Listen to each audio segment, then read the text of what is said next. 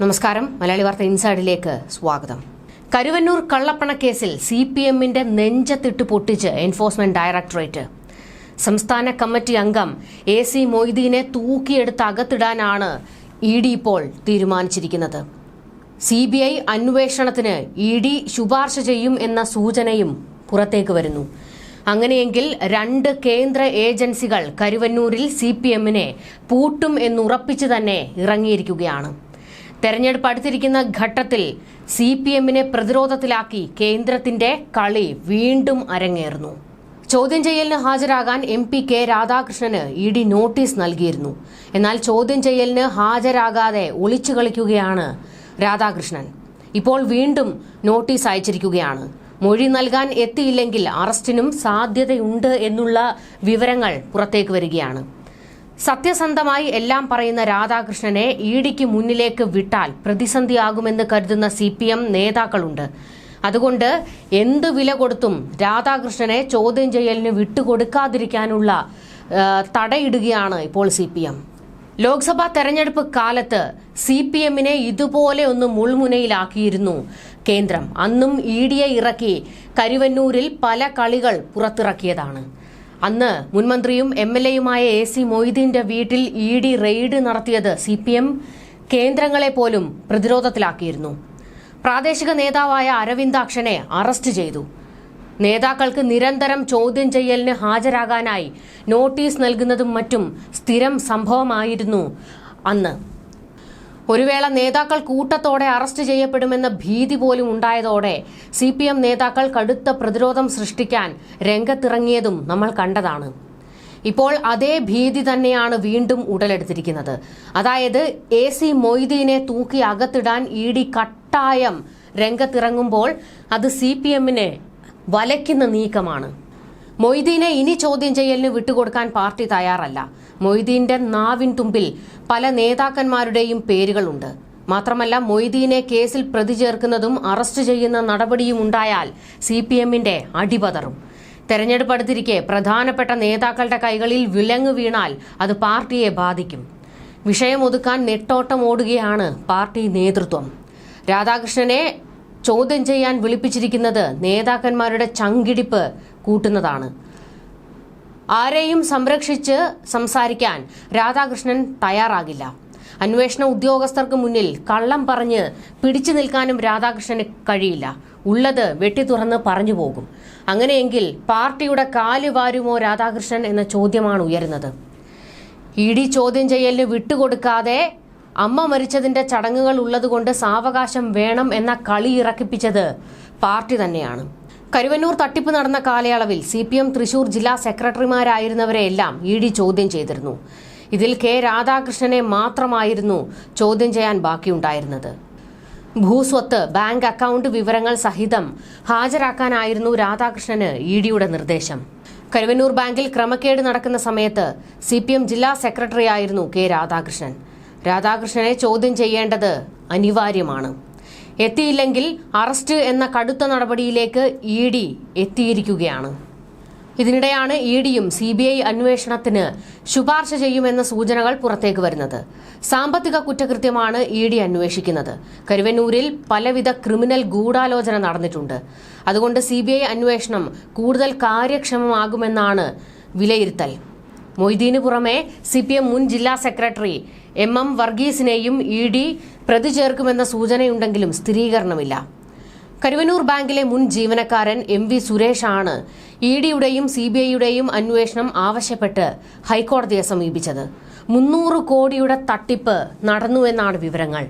ഇതുമാത്രമല്ല, കള്ളപ്പണ ഇടപാട് വ്യക്തമായതോടെ ED അന്വേഷണം ആരംഭിച്ചുവെങ്കിലും CBI അന്വേഷണ ആവശ്യത്തിൽ തീരുമാനം നീണ്ടുപോയിരുന്നു. പലവട്ടം കേസ് മാറ്റിവെച്ചുവെങ്കിലും വൈകാതെ അന്തിമ തീരുമാനം വരും എന്നതാണ് വിവരങ്ങൾ. ഈ കേസിൽ കേന്ദ്ര സർക്കാർ എടുക്കുന്ന നിലപാടും നിർണായകമാണ്. കള്ളപ്പണ ഇടപാടുകളുടെ പേരിൽ 53 പേരെ പ്രതി ചേർത്ത് ED രജിസ്റ്റർ ചെയ്ത കേസിൽ ഒരാഴ്ചയ്ക്കകം കുറ്റപത്രം സമർപ്പിച്ചേക്കുമെന്നാണ് വിവരങ്ങൾ. ബാങ്ക് ജീവനക്കാരും CPM പ്രാദേശിക നേതാക്കളും അടക്കം പ്രതിപട്ടികയിലുണ്ടെങ്കിലും AC മൊയ്തീനെയോ MM വർഗീസിനെയോ പ്രതി ചേർത്തിരുന്നില്ല. മൊയ്തീനെ പലവട്ടം ചോദ്യം ചെയ്തും വീട് റെയ്ഡ് ചെയ്തും അക്കൗണ്ടുകൾ മരവിപ്പിച്ചും ED അന്വേഷണം പുരോഗമിച്ചുവെങ്കിലും കടുത്ത നടപടികളിലേക്ക് നീങ്ങിയിരുന്നില്ല. തട്ടിപ്പ് നടന്ന കാലത്ത് ജില്ലാ സെക്രട്ടറി എന്ന നിലയിൽ പാർട്ടി അക്കൗണ്ടുകളുടെ കസ്റ്റോഡിയനായി പ്രവർത്തിച്ചിരുന്നു എന്നതാണ് വർഗീസിനെ ആരോപണ വിധേയനാക്കിയത്. അന്വേഷണം മുറുകിയ ഘട്ടത്തിൽ എൻഫോഴ്സ്മെന്റ് ഡയറക്ടറേറ്റ് കൊച്ചി മേഖല ഡെപ്യൂട്ടി ഡയറക്ടർ പി രാധാകൃഷ്ണനെ കരുവന്നൂർ സഹകരണ ബാങ്ക് തട്ടിപ്പ് കേസിന്റെ അന്വേഷണ ചുമതലയിൽ നിന്ന് മാറ്റിയിരുന്നു. ചെന്നൈയിൽ നിന്ന് സ്ഥലം മാറി വരുന്ന ഡെപ്യൂട്ടി ഡയറക്ടർ രാജേഷ് കുമാറിനാണ് പകരം ചുമതല. രണ്ടാം ഘട്ട കുറ്റപത്രം നൽകാനിരിക്കെയാണ് നീക്കം. കേസ് CBIക്ക് വിടാനുള്ള താൽപര്യവും ഈ കേന്ദ്ര സർക്കാർ നീക്കത്തിന് പിന്നിലുണ്ട് എന്നാണ് സൂചന. കരുവന്നൂർ കേസിൽ ഈ മാസം തന്നെ രണ്ടാം ഘട്ട കുറ്റപത്രം നൽകാൻ ഡൽഹി ഹെഡ് ഓഫീസ് നിർദ്ദേശിച്ചിരുന്നു. ഇതിന്റെ ഭാഗമായാണ് CPM നേതാവും MP-യുമായ K രാധാകൃഷ്ണന്റെ മൊഴിയെടുക്കാനുള്ള തിരക്കിട്ട നീക്കം നടക്കുന്നത്. കൊച്ചി ED ഓഫീസിൽ 4 അന്വേഷണ യൂണിറ്റാണ് ഉള്ളത്. ഇതിൽ യൂണിറ്റ് 2-ൽ നിന്ന് താരതമ്യേന പ്രാധാന്യം കുറഞ്ഞ കേസുകളുള്ള യൂണിറ്റ് 1-ലേക്കാണ് രാധാകൃഷ്ണനെ മാറ്റിയത്. കരുവന്നൂരിനു പുറമെ ഹൈറിച്ച് തട്ടിപ്പ് കേസ്, പാലിയാക്കര ടോൾ കമ്പനിയുടെ പേരിലുള്ള കേസ്, സപ്ലൈകോ ഉദ്യോഗസ്ഥൻ കോടികൾ തട്ടിച്ച കേസ്, പാതിവില തട്ടിപ്പിലെ അന്വേഷണം എന്നിവയെല്ലാം യൂണിറ്റ് 2 അന്വേഷിക്കുന്നത്. ഇതിൽ ഹൈറിച്ചിലും പാലിയേക്കര കേസിലും ആദ്യഘട്ട കുറ്റപത്രം നൽകിയിട്ടുണ്ട്. സപ്ലൈകോ കേസിൽ 8 കോടി രൂപയുടെ സ്വത്ത് കണ്ടുകെട്ടി. പാതിവില തട്ടിപ്പിന്റെ അന്വേഷണം തുടങ്ങിയിട്ടേ ഉള്ളൂ. കരുവന്നൂർ കേസിൽ രണ്ടാം ഘട്ട കുറ്റപത്രം നൽകുന്നതിന്റെ നടപടിക്രമം 95% പൂർത്തിയായി എന്നാണ് സൂചന. എന്നാൽ പുതിയ അന്വേഷണ ഉദ്യോഗസ്ഥൻ എത്തുന്നതോടെ കേസ് സംബന്ധിച്ച് പഠിക്കാൻ തന്നെ സമയമെടുക്കും. കരുവന്നൂർ സഹകരണ ബാങ്ക് തട്ടിപ്പ് കേസ് ദേശീയ തലത്തിൽ തന്നെ ചർച്ച ചെയ്യപ്പെട്ട ഏറ്റവും വലിയ സഹകരണ ക്രമക്കേടുകളിലൊന്നാണ്. CPIM ഭരണത്തിന് കീഴിലായിരുന്നു സഹകരണ ബാങ്കിൽ നടന്ന 300 കോടി രൂപയുടെ തട്ടിപ്പ് രാഷ്ട്രീയ പ്രതിയോഗികളുടെ പ്രധാന ആയുധമായി മാറി. സംസ്ഥാനത്തെ സഹകരണ മേഖലയെ ആകമാനം തകർക്കാനുള്ള നീക്കം കേന്ദ്രത്തിന്റെ ഭാഗത്തുനിന്ന് ഉണ്ടാകുന്നുവെന്നും ED BJPയുടെ ഇലക്ഷൻ ഡിപ്പാർട്ട്മെന്റായി തരം താണു എന്നൊക്കെയായിരുന്നു CPMന്റെ ആരോപണം. പാർലമെന്റ് തെരഞ്ഞെടുപ്പോടെ EDയുടെ നടപടികളിലും ദുരൂഹതയുയർന്നു. അന്വേഷണം ഒച്ചിന്റെ വേഗത്തിലായി. നിക്ഷേപകർക്ക് പണം തിരികെ നൽകാനുള്ള നടപടികൾ ഉണ്ടാകുമെന്ന് ഉറപ്പ് നൽകിയത് രാജ്യത്തിന്റെ പ്രധാനമന്ത്രിയായിരുന്നു. കുന്നംകുളത്ത് തെരഞ്ഞെടുപ്പ് റാലിയിൽ നരേന്ദ്രമോദി നടത്തിയ ഈ പ്രഖ്യാപനം നിക്ഷേപകർക്ക് വലിയ ആശ്വാസമാണ് ഉണ്ടാക്കിയിരുന്നത്.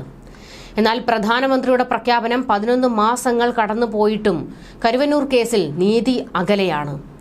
കരുവന്നൂർ വിഷയം തിരിച്ചടിയായെന്ന് ബോധ്യപ്പെട്ട CPM നിക്ഷേപ സമാഹരണം ഉൾപ്പെടെയുള്ള നടപടികളിലൂടെ ബാങ്കിനെ പുനരുജ്ജീവിപ്പിക്കാനുള്ള ശ്രമത്തിലാണ്. അതിനിടയിലാണ് കരുവന്നൂർ സഹകരണ ബാങ്ക് തട്ടിപ്പിൽ കൂടുതൽ ഉന്നത നേതാക്കളെ ചോദ്യം ചെയ്യാനും പ്രതി ചേർക്കാനും ED നീക്കം തുടങ്ങിയത്.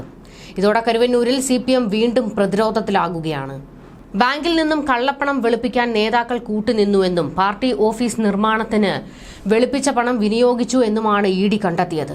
പാർട്ടിയുടെ ബാങ്ക് അക്കൗണ്ടിൽ സൂക്ഷിച്ച 5 കോടി രൂപ ED കഴിഞ്ഞ വർഷം കണ്ടുകെട്ടിയിരുന്നു. കേരള രാഷ്ട്രീയത്തിൽ വൻ വിവാദങ്ങൾക്കിടയാക്കിയ കേസാണ് കരുവന്നൂർ സഹകരണ ബാങ്ക് തട്ടിപ്പ്. വ്യാജരേഖകൾ ഉണ്ടാക്കി ബാങ്കിൽ നിന്ന് പലരുടെ പേരിൽ വ്യാജ വായ്പാ രേഖകൾ ഉണ്ടാക്കി കോടികൾ തട്ടിയെടുത്തുവെന്നാണ് കേസ്. ബാങ്ക് ഭരണസമിതി അംഗങ്ങളും ജീവനക്കാരും ചേർന്നാണ് ഈ തട്ടിപ്പിന് നേതൃത്വം നൽകിയതെന്നായിരുന്നു ആരോപണം. ആദ്യഘട്ടത്തിൽ ലോക്കൽ പോലീസും പിന്നീട് വിജിലൻസും കേസിൽ അന്വേഷണം നടത്തി. ജീവനക്കാർ നടത്തിയ സാമ്പത്തിക തട്ടിപ്പ് മാത്രമായാണ് ആദ്യ അന്വേഷണത്തിൽ വ്യക്തമായത്. കരുവന്നൂർ സഹകരണ ബാങ്കിൽ നടത്തിയ വൻ തട്ടിപ്പിന് പിന്നിൽ രാഷ്ട്രീയ ഗൂഢാലോചനയും കള്ളപ്പണം വെളുപ്പിക്കലും നടന്നതായുള്ള പരാതിയുടെ അടിസ്ഥാനത്തിൽ കേസ് ED ഏറ്റെടുക്കുകയായിരുന്നു. EDയുടെ വരവിനെ സംസ്ഥാന സർക്കാരും CPMും ശക്തമായി എതിർത്തുവെങ്കിലും അന്വേഷണ ചുമതല ED ഏറ്റെടുത്തു. പിന്നീട് സംസ്ഥാന വിജിലൻസും EDയും തമ്മിൽ അഭിപ്രായ ഭിന്നത ഉടലെടുത്തു. അന്വേഷണത്തിന്റെ ഭാഗമായി പിടിച്ചെടുത്ത രേഖകൾ കൈമാറുന്നതിലും മറ്റും തർക്കങ്ങളുണ്ടായി. കരുവന്നൂർ കേസ് BJP ശക്തമായ തെരഞ്ഞെടുപ്പ് ആയുധമാക്കാൻ തീരുമാനിച്ചു.